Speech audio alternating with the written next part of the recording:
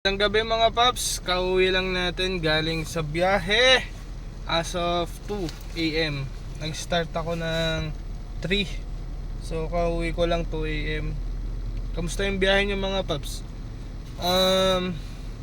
Next week tataas na daw yung yung gasolina. So ready na ba kayo sa pagtaas ng gasolina? Kinakabahan na naman ako.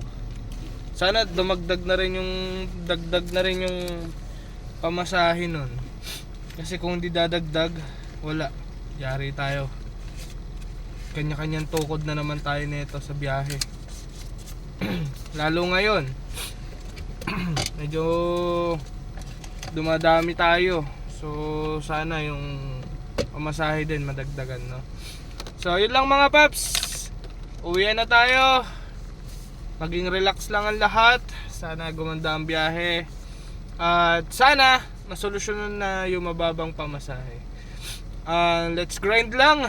Lagi niyong tatandaan na wala tayong ibang aasahan din kundi yung sarili natin. So kailangan na natin sipagan. Kahit alam natin mahirap, sipagan lang natin. Are sa inyo mga paps.